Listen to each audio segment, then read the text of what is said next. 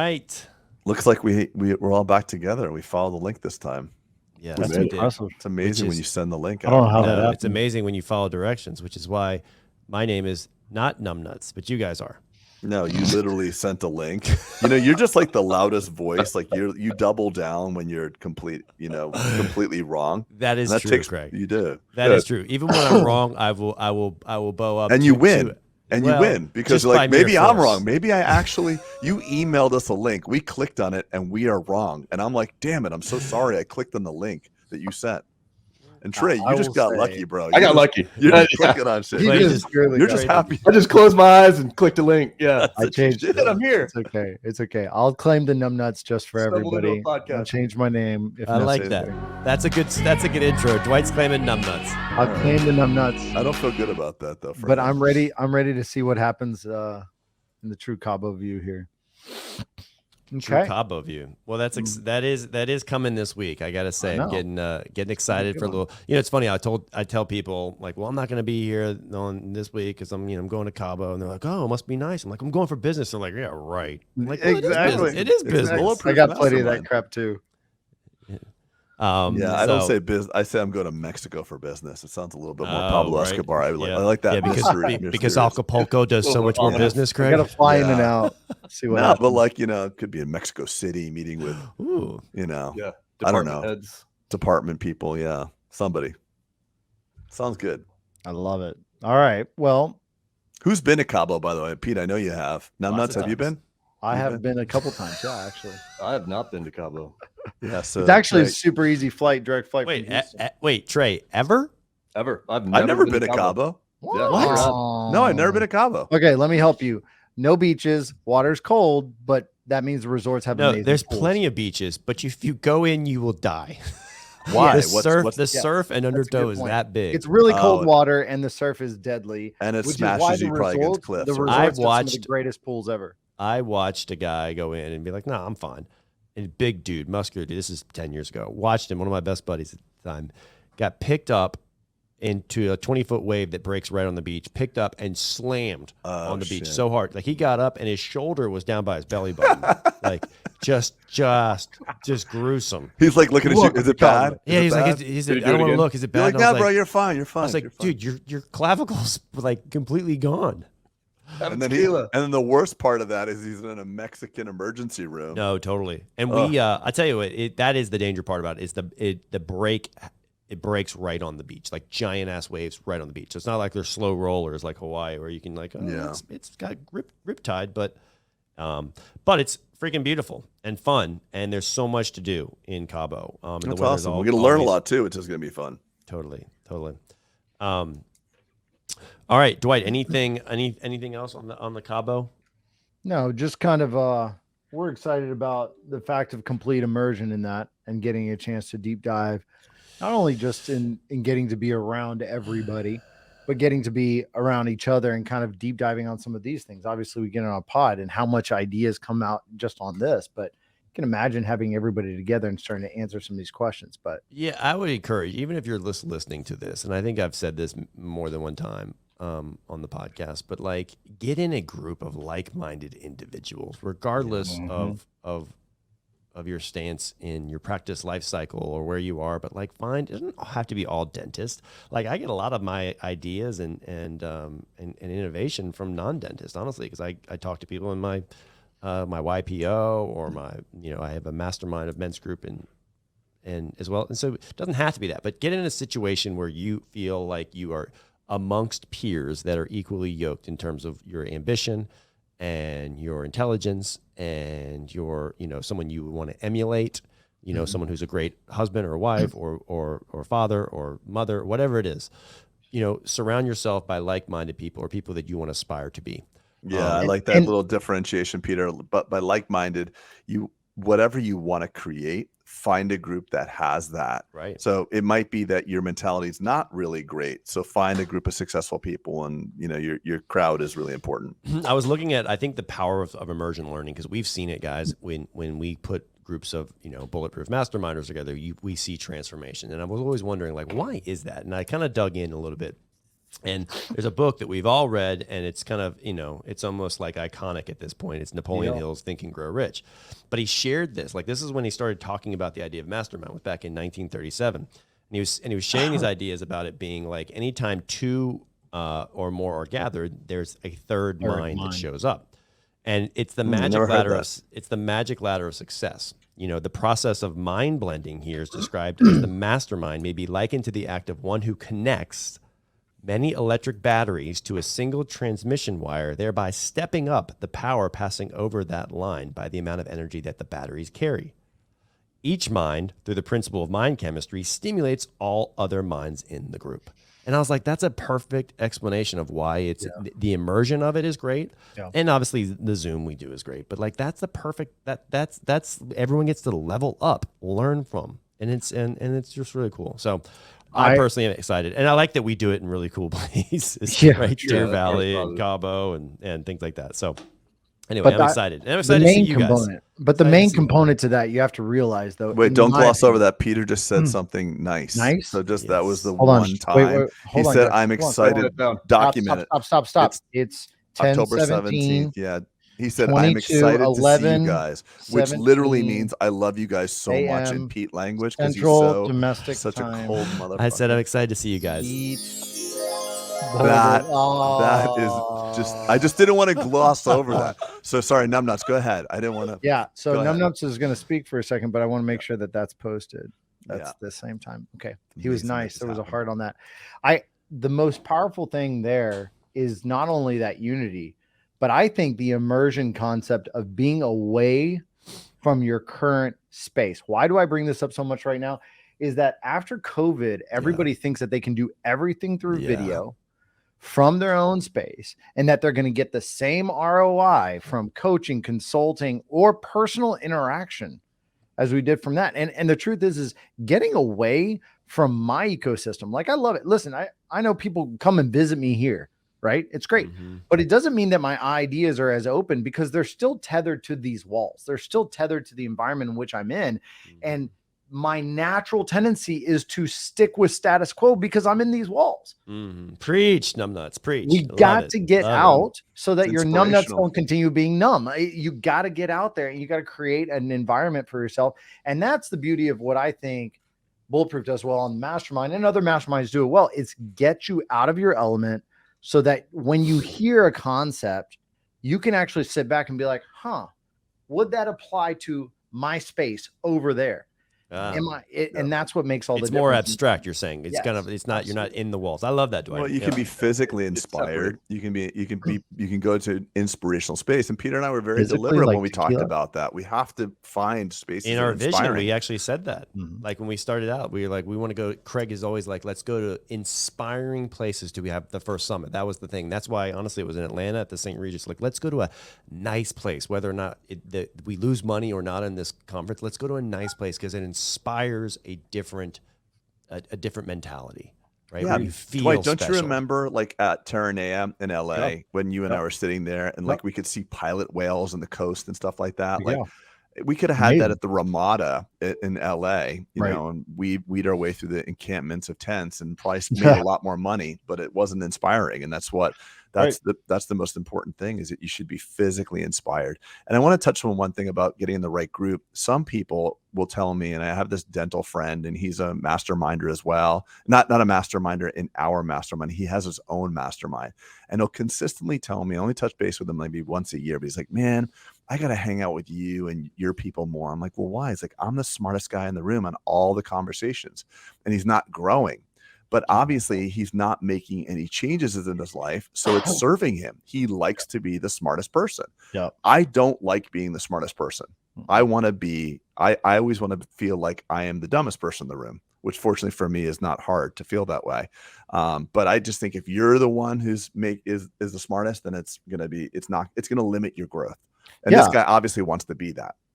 And in most places, I might be, a smarter person in the room, and here I'm just the numbnut. So I'm excited to be around you guys. All right, we can take that off. You can go back to door. Yeah, we beat that one pretty good. The thing's important when you jump into these things. One, there's the whole inspiring aspect to it, but there's a way to give back in this too that I think it's glossed over as well. But I've always heard that you should spend a third of your time with people farther along, a third of your time with people that are in your same space, and a third of your time there are people not quite as far as you, because you are also giving back to that. So being the smartest one in the room every time, it doesn't benefit you nearly as well. Yeah. Teaching also helps. Yeah. It solidifies your beliefs and it takes you further in what you already know. Agreed. Beautiful. Well, so that's true. What business ownership does for us. I'm done. I'll see you guys later. Yeah. Pencils down. Full stop. Yeah. Non-starter. Don't forget that one. Non-starter. Starter. At least it's not binary anymore. Remember, Peter, when every other word out of your mouth was binary? Wow. That was like circa 2000. Progress. We call that progress. It was binary. I mean, it's a great word though, right? I mean, 1 or a 0, like take your pick. I love binary. Well, so we got, I think that's critical. We have to understand that at the end of the day, we get surrounded, no matter how long. The longer you're with, you can hire new people, but the longer you're around your own people, you all become yes people to each other, to the same systems, the same processes. So I love the idea of breaking out. I think Think and Grow Rich, if you have not read that and you are in any way an entrepreneur, mindset thinker, trying to break through, you've got to spend some time with Napoleon Hill. That is kind of a token standard in I business. never liked that book, just gonna be honest. I never read it, by the way. It's really hard then to listen read. to it. It doesn't on make sense to me. Okay. Well, sorry, Dwight. I'm not crushing you, but everyone says that. And I feel like we always say like, oh, Think and Grow Rich. And it's good, I think. But when you read it, I'm like, what the hell is he talking about? Is anyone else too distracted? I've never been able to. Is that what it is? I'm with Craig. There's a lot of depth in that on understanding general operation systems, processes, and things that would drive most of us crazy. The best way, if you're going to give it another try. Listen. Dwight. So I listened to it on recording. It was audio was much easier for me, as distracted as I was. But yes, it tells a story. It doesn't just say, hey, these are important concepts in entrepreneurship. Like, the story is the basis of how that works. So you're going to hear that for the rest of your life, as long as you're around other people quoting it. So it just has got some good stuff. What I do believe, though, and I just want to say this here, I'm reading a Joe Dispenza book, and it's kind of like mimics like the way I look at the world. I think that the greatest thing that happens to you is your decision to arrive at a certain outcome. So your mindset is the key. So if you don't feel, and we all have friends or people that are in our circles, so it's like everything always is going wrong. Well, you know how it is, this and that. And like, and it's just so harsh to deal with those types of people. Like the Sucktember podcast. I had never even heard that. But if you believe that there is Sucktember, you have a really hard lift ahead of you to fix that. So I think there's people that make their burdens easier with their mindset, and people that make it less easy. I don't think it's like this universal secret that you can be like, I'm going to be great. I'm going to be great. Don't lift a finger. You're not going to be great. But I do think mindset is really important. I got a massive amount of comments off of that pod. And then most of it was because I need to get out of this mindset and I need to stop listening to some of these people. And I thought that was spectacular for those who are willing to listen, for those who are willing to step away. And some of them were on that social media post in those groups in Facebook, where all of a sudden I'm going on there. I'm like, what is wrong with you people? And that's what inspired the pod in the first place. But what interested me was a lot of those individuals then went, because I went and linked the pod in that group, right? And then they listened to it and went through it. And all it was, who are you around? Yeah. Who's in your ear? That's really what they responded to me. 2 of which were like, hey, can I still join the mastermind? Is it too late? Right. So I sent them over. I hope he said, go for it. We'll take them. Absolutely. Because it's a month, we can catch you up, do whatever. But the point was, and we'll do a reduced rate for those people so they can catch up to speed. And I can do the vision part with that. So rolling admissions. Yeah, why not? For good people, why not? Yeah. They're incredible humans who are just realized they were stuck. But they didn't realize it until somebody went in there and was like, stop being surrounded by this. Stop letting this in your ear.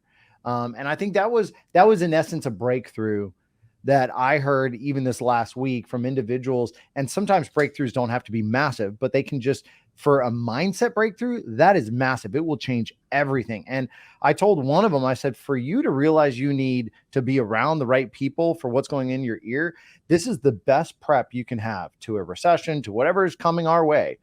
But focus on yourself, focus on making sure you're around the right people. So our next topic related to biggest surprise, which was a question, or breakthroughs through breakdowns that we have gone through in our personal practices and things to that degree. For me, mindset was a huge one. It was a big one. And that's why I'm linking it together from the first topic, because so much of it for me was you go through academics and it is the worst environment for mindset anywhere, especially professionally, right?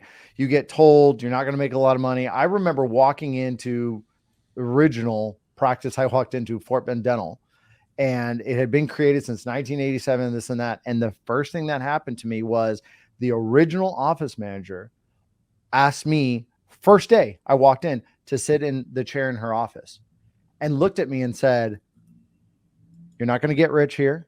You're going to make a good living, but treat us well because we control your schedule." And I looked at her. Sounds like prison, basically. Right. Welcome to the practice. You'll get 3 square meals a day. Right. So this was my favorite thing, because no could you imagine that poor human, right? She had no idea that she was talking to Dwight Pecora, right? This is the last person who you want to tell these things to. So I stood right up and I was like, "Baby, I'm the Rainmaker, baby." I was like, "I am so sorry. I think you've mistaken me for somebody else." That was literally the first thing came out of my mouth. I was 26 years old. I was like, "You've totally mistaken me for the wrong person." I said, "Come with me." And I walked her back to the founding partner's office. I said, "Can you repeat what you just said to me to him?" I brought all the partners in the room. I said, "Repeat it." "Well, and I said, "I will repeat it for you." And I went through every little I don't thing. see you doing this. Yeah, I don't either. Oh, bro, you don't see even that. know me, Maybe bro. you were This is so Dwight. And Yeah, really. what's funny is today, this is the most common story. In less than a year, there were 16 people in that practice. The culture was so bad that in less than a year, 14 people had either left or been terminated, and we'd replaced everybody else. At that point in time, the transition happened. And so it took someone to stand up to that. And that was a massive breakthrough. But that was me. I said to myself, I said, "You don't understand. The partners went to the dental school and all they did was go to the dean's office and say, who is the best leader to add to our team, and go down, and we want the best." They recruited the So your class president, breakthrough all this other came group. before you ever started your job? In when I'm relating it to dentistry, but yes, for me, I was currently owning 2 companies. I was an entrepreneur. I was traveling all over places, and I was being added to a dental practice. And she comes and tells me, "By the way, you're not going to get compounding equity growth and net worth and all these other things. You're just going to focus on being a dentist. You get paid for this, and we control you." I'm the last person you want to say that you're going to control my methodology. That's just Sit not down in here, Sonny. I'm going to crush your dreams. It was amazing. Let me show you how life and that works. changed. In the that end, you changed- die in your own That arms. changed everything, Numbnuts. right? So Had she not Numbnuts, done buddy. that, though, I don't know that Fort Bend Dental will be where it is today, simply because the fire got lit on me day one. Funny, similar story to Pete, huh? Yeah. And I went crazy. And I didn't, at that moment, I thought I was going to be able to play nice all the way around. I had to take take over the whole thing completely, because I realized that it was in the walls. And I got to the point where I got coached inside of dentistry, outside of dentistry. I interacted with you guys. And then what did I do? I sent you a video of me standing in front of breaking ground when we started building that building. Why? Because that culture was still in the walls. Most of those people were gone, but it was still in this who we are and how we do it. And so we had broke out. I remember being like, how'd this guy get my phone number? Who is this the random dude in the introvert. parking lot? Yeah. I love you that post my text. phone number? Did you share my phone number? That's How the Just it. showed hell up at did the he door get- knocking. I Yeah. loved it. No, Dwight, that was very inspiring, and I love that you had your breakthrough so early, because it validated what you were gonna do, your path. That's pretty cool. Trey, I want to hear about this. Any breakthroughs, biggest surprises, breakthroughs through breakdowns? I will tell you, I can't point a finger to a large single event breakdown, but I will tell you that there are breakdowns constantly that I've always kind of viewed building a business as a really good way to build who I am and improve what I do. And it always relates back to me and self-improvement. But you look at fires that start burning too long, you look at any fires that just jump up out of the ordinary and you rush to them, or you avoid conflict, you don't deal with the fire. There's all these little things and these little lessons that pop up that you're not addressing, and you do it in your personal life as well. So one of the biggest things I've noticed is those breakdowns are not just breakthroughs moving forward in a practice or building a business, but it changes who I am and how I address my friends, my wife. My kids are 3 and below, so I can't tell you it's that yet, but it would be the exact same thing, and that as they grow. But that's a nonstop process. I don't think that that's ever something that stops. And I've been fortunate that I don't have a single incident. I mean, that's luck more than anything, but I'm very conscious of all the small ones that happen. And fires, I would tell you, are the biggest teaching tools. And when I say that, I don't mean the breakdowns. I mean, when I'm starting to put more fires out, and I'm in that stage right now, I know something's wrong. If I want to keep growing, then I need to have, I can't be focusing on the negative, on putting the fires out. I need to be focusing on opportunity, on moving in the positive direction. And so, Trey, let me push on that for you. I'm interested in something. When you took on the transition from dad's practice to your practice, obviously those are cultural variances. In fact, so much so if you search Trey Tippett, you'll find that Rocky Balboa video that we talked about, and it almost insinuated to me, I wasn't a part of it, so I have no idea, it was way back, but insinuated to me a little bit of a sense of maybe you were ready to fight, meaning we had to fight it out, we had to break through some stuff. I'm interested in hearing that transition for you, because I think that had to be a breakthrough for the team, that you had to instigate and probably change a big chunk of who you are, which is kind of the comment that you're making. Does that relate? I mean, how did that process go? I'm curious. That process that doesn't necessarily relate in that regard. I was a part of the practice before I bought it. So, right. I was a piece of that culture. In a lot of ways, I was part of the positive. I was part of the negative as well. But changing those roles and then bringing about change, that creates a lot of negative in and of itself, whether it be positive change or negative change. But you have to address it. So you lose a lot of people over a period of time who aren't going to get on board with the new direction or the new vision of what you're doing or where you're driving towards. But I think when you look at, funny enough, that video and a lot of what we were doing there was kind of that was us and me looking at and looking back at the last pod that we did, talking about reading some of the things about paradigm, and you see all these things in every dental or frankly any medical company, and you read their vision, you read their values, it's all repetitive. It's all the same thing. And we're patient centered. Well, great. Who isn't patient centered? Right. And who's going to write? We're not patient centered. We're I'm about my ass. And I love the words. Make more money. We something strive. Like that. We strive. Strive. Great word. But I started looking at that, and you start realizing there's a whole nother level. So when you realize, hey, let's start playing with videos, let's create values that actually matter, and let's make it fun. And we started, actually, our values are an acronym, and it spells fight, and we put it on our scrubs. And that was the beginning that rolled out kind of right before and right at the retreat that we threw for everybody, which was February of 2020. So we got a little stalled in our progress, but we rolled that out, and it was basically we fight for what we believe in, and we believe in our values. And then we had that, and that was where the Rocky thing comes in. But so it wasn't necessarily a break from the old in a negative way. It was an inspiration to drive forward and seeing that, hey, we can do it the same way everyone's been doing it. We can do it, the same way you see all over the place, or you can do something that's memorable and something that people are going to hold on to and drive that forward, and then hold on to the people that want to jump on board with that new ship. Yeah. Good momentum builder. Yeah. Then. You got it. All right. Pete, you're up. I mean, I feel like everyone's heard Craig's in mind so much just over the years. We've talked about this, whether it was, kind of at a scenario like yours, Dwight, where I was told like, hey, you can never compete against me. You will go out of business. Can't lead my practice. Right. Or, a partner breakdown, being told I was the thief in my embezzlement deal with a partner, or a fire, or, just all the things. And I feel like everyone's heard Craig and my trials and tribulations as well as our successes. But I think, look, I will end my comment on this. And I really instilled this in my children right now, because they are older, Trey, we talked earlier, my 12-year-old daughter, I tell her things, she just got cut from basketball. And she was very upset about it. And I said, look, Amzie, everything happens. God's intending things to happen just exactly as they should.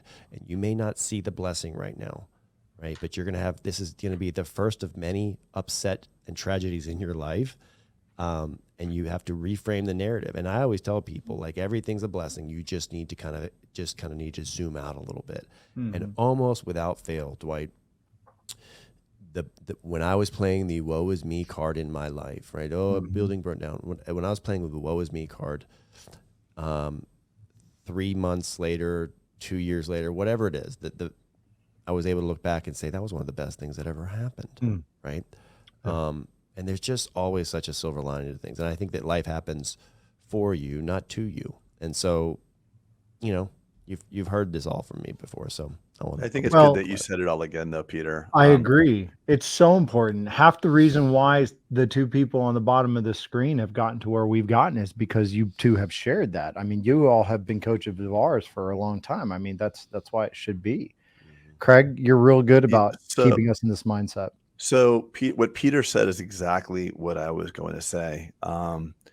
The idea that you're not supposed to struggle, the idea that you're not supposed to have breakdowns, that is the biggest breakthrough to realize, oh shit, this is meant to happen. This is for my growth and development.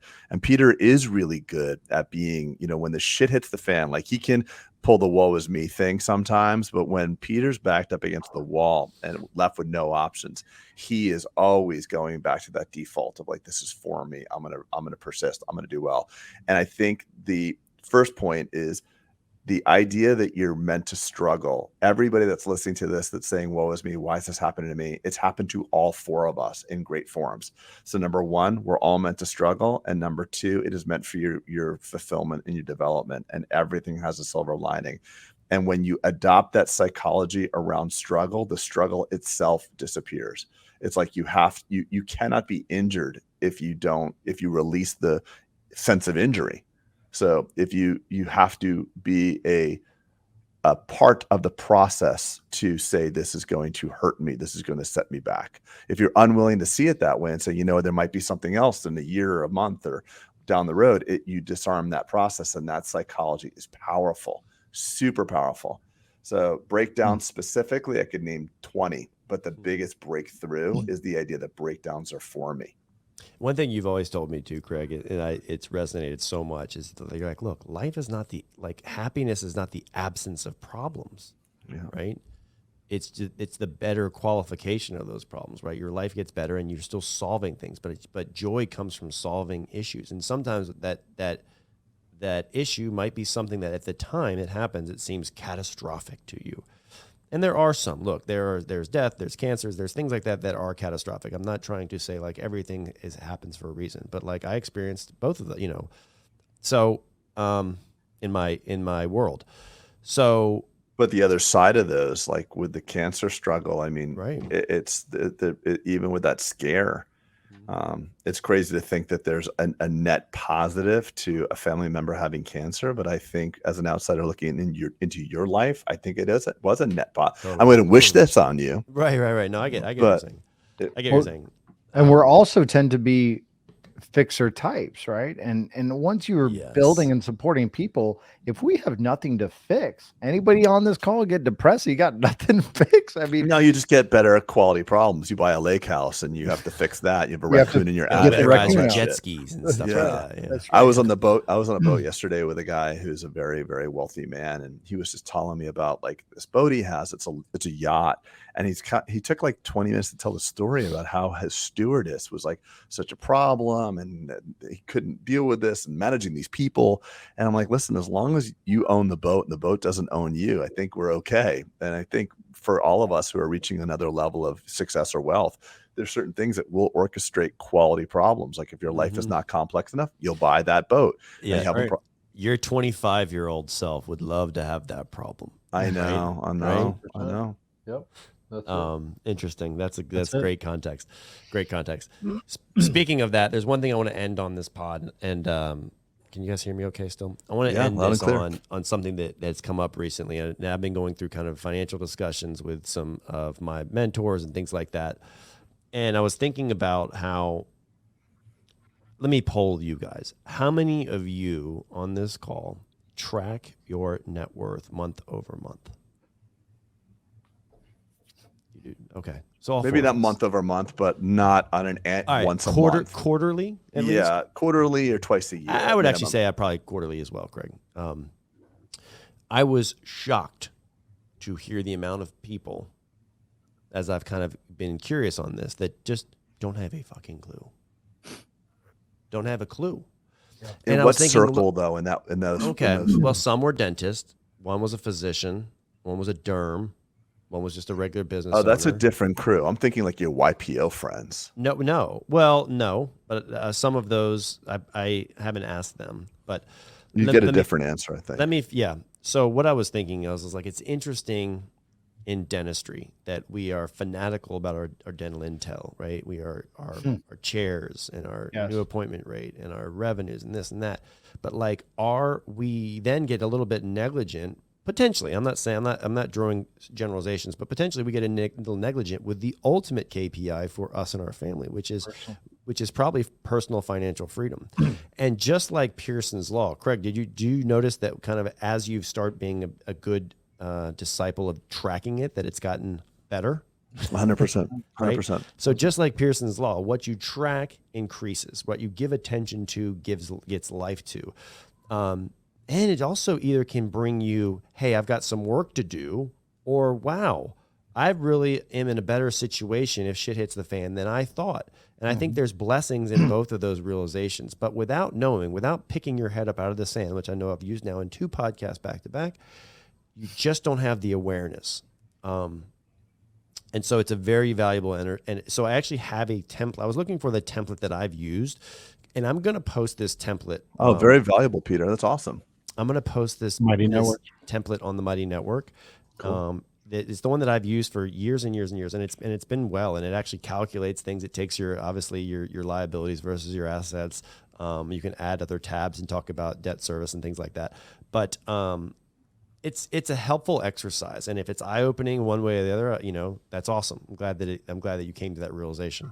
But I do think it's important, especially as we are probably leaders of our family and have a lot of people depending on you, that you need to kind of shore up your financial plan. I have an interesting story. We have 2 minutes for a story or not really? Yeah, let's do it. Absolutely. So one of my doctors, Dr. Alfredo, said, hey, you got to call this buddy of mine. He's really unfulfilled. He's really unhappy. I always step right into those conversations. He was just really, really unhappy, this poor guy. This is like going back like 3 or 4 years ago. New practice owner, making, quote, less than he was as an associate. And he's really upset. He's working so hard. So this idea of net worth, I think, is falling on a lot of deaf ears with our listeners because we are craftspeople and providers and stuff like that. So we don't talk about net worth. So he's like, look, I really made a big mistake. I'm only making 150 now. I was making 225 as an associate. What did I do? Blah, blah, blah, blah, blah. And I just kind of helped him say like, okay, so what did you buy the practice for? I bought it for this. Okay. What do you think the practice is when you bought it? It was worth how much blank? How'd you figure that out? Well, I figured it was 6 times EBITDA or net operating income. Okay. Right. What's the net operating income now? I'm like, he's like this. I'm like, okay, so let's do six times that. And by the way, how much did you pay down on your practice for the last year? So I'm like, put this all on paper. So yes, you made 175 as an associate. Your practice went up by 200 grand, even though you haven't sold it. It's worth 200 grand more. And you've paid $85,000 of your debt service down. So no, you're not making 225. You have 175. You are correct, but you made $385,000 last year because you're down. In principal abatement is what you're saying. In principal abatement and capital appreciation. Distinction. Yes. Amazing. So we are like shepherds. We look around, we have 9 sheep. I only have 9 sheep. And it's just, we think we are that, but when you're paying down your debt and when you have capital appreciation, that's your net worth. And you have to start thinking like that because it's really important. And by the way, for friends that have sold big companies, and this has been very powerful. Randy's told me this before because I've had offers to buy my practice before. He said the only difference is you feel really good for like a couple days or a couple weeks when they take your net worth and they cut you a check for your business and you deposit it in your account and you see the blank dollars in your account. But then all of a sudden you realize I had it all the time anyway. I just didn't feel wealthy. because it was your net worth and it was your equity in your businesses. Your equity, yeah. It's your tied to equity, right? Your business. sorry, I used the wrong word. It was the equity. No, you're right. But it's an important distinction because for that guy, Arvind was his name, and he was it fixed him. It fixed his psychology, and he wound up doing great from like an hour conversation. And all I did was just show him it's not true. The truth is this is what you really made. So when you're paying down your debt, as a simple exercise, if you don't want to go through Peter's formula, if you're paying down $5,000 or $10,000 or $15,000 of debt per month, at the end of the year, at least realize you made that money.